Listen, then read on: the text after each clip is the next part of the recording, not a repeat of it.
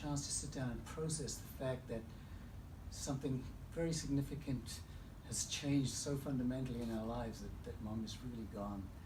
And so what I've written out here is really just my effort to remind us all of that. And yeah, there's there are very few light moments in this, so I apologize in advance for that. But if there's any time you're going to be very serious, I guess this is the time. So today we gather for my mother, who is dead. She died 12 days ago. And I know eulogies often avoid these words, the hard words, the cruel words, die, death. We prefer to replace them with words like past, to comfort ourselves. So with the idea that death is not final after all, and that Mary Townley continues as a consciousness somewhere. And of course we all know how deeply and in what an original way she believed that herself.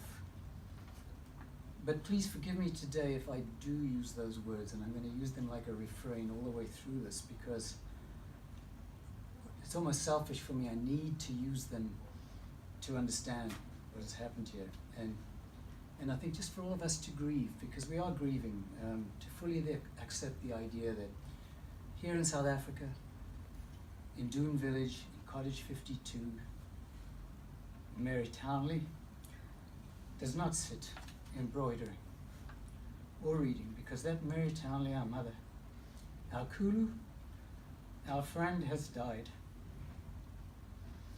That Mary, who was in recent years a warm, round, comfortable, elderly lady, with a face that wore a habitual expression of delighted surprise, which was often verbalized with a, "Well, I never," or "Truly."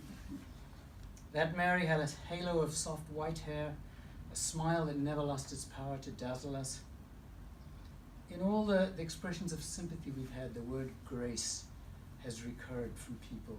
And when we think of her, we think of her as the elderly woman she most recently was, the Mary Townley of the last 26 years, who lived a graceful, gentle life quietly in Cottage 52, Doon Village, our mother. And we will not come again to that mother in that mother's body. So today I will use the hard words and say that Mary has died. Because how surprising and impossible that seems. That she's not, right now as I speak, pottering about in that garden of hers, in her home of so many years. So I need to repeat it over and over again. She has died. Because I need convincing, and I cannot grieve properly without being fully convinced.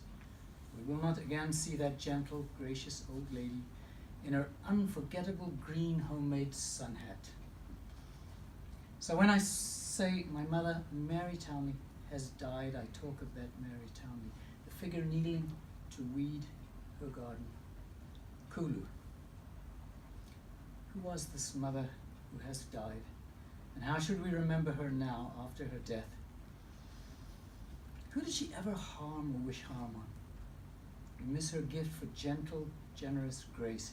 If I walk down the pathway to 52 Doon, through the little whitewashed cottages, past the flowers and the hedges, I will not find her there. Let us grieve for our mother who has died, who will no longer kneel in her garden, or meditate on her couch, or Skype with us, or serve us tea from her old chipped mugs. Let us grieve for our friend who will no longer visit her embroidery friends weekly, or meet with Dawn and Joyce on Saturdays, or visit Inge and Michelle for tea on Mondays. Our mother has died, and we will be loose now from all of our returning to her over all the years of our lives again and again. What was it that drew us over all these years to 52 Doon Village? Apart from the debt that all children must owe to all mothers, what was the extra pull of her gravity that kept us always in her orbit? And a simple answer is love. But her love, I really believe, had a special quality, a curiosity. She was always so damn interested in us, curious about us, wanting to know how our lives were progressing, sharing the small details of what each and every one of us went about every day. She felt with us and for us as we moved through our ordinariness and our victories and our tragedies, and we've had all of those in our family. I remember her detailed and passionate retelling of Pippa and Derek's struggle to renovate their house in Bristol, down to details of banisters, tiles, and I could never bring myself to tell her I was just not that into my niece's house. And my mother's victory was that, God damn it, I did become interested. Such was the power of her passionate interest in all of our lives, of that emotional investment she made in all of us. And that's what kept us coming back to her and revolving around Doon Village as the center of our world. Our mother has died. She who had a capacity for curiosity and wonder and awe. It was part child and part God.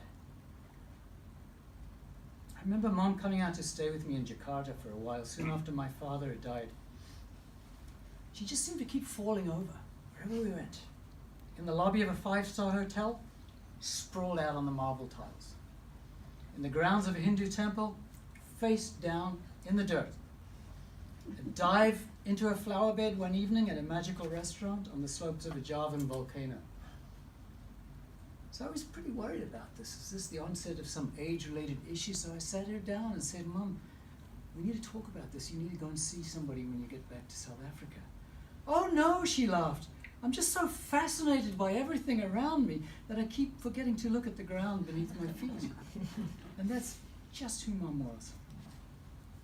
For what many of us was just banal, was for her, for Mary Townley, wondrous. She just gave herself up to awe and wonder, and she was able to be rapt in a way that I think many of us have forgotten since our childhoods. Our mother, who was a true original, has died. Over the years, she read and she thought and she prayed and she meditated and she knitted from the fabric, all of that her own masterpiece of spiritual belief. And she crafted something really unique and beautiful. She really ran towards the great mysteries with trembling, outstretched hands. And I think we're going to hear some of that in her own voice later through Sue's reading. And as Mom weakened, as she died through the last few months, it really distressed her that her powers of thought and speech were stripped from her, and then finally her spiritual focus was stripped from her. That was the most upsetting thing, I think, about the whole process for her. And I know when I was out here, I tried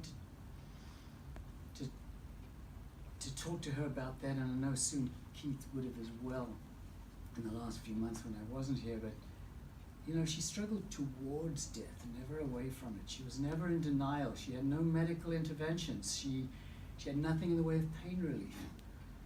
And what is spiritual truth if it's not that acceptance of death and embrace of it, and at the end of a life so well lived? So to the end, one thing I asked her, and one thing she was very clear on, she had no doubt that there was more to be curious about and awed by. That this wasn't the end of all of that, and beyond this life. And again, Sue will share some of that later on, and remind us that as we sit here and talk very seriously, there's also the possibility of celebration.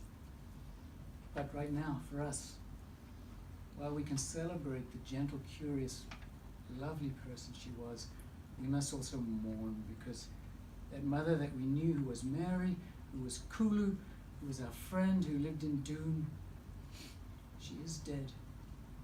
I have to repeat it again and again, because it's just so surprising, so impossible. The center is gone, and we are released from her. And wherever we are in the world, friend or family, we're going to stop from time to time, just for a moment, and feel her absence. The absence of Mary Townley, of her gentle, curious grace. And we will miss her.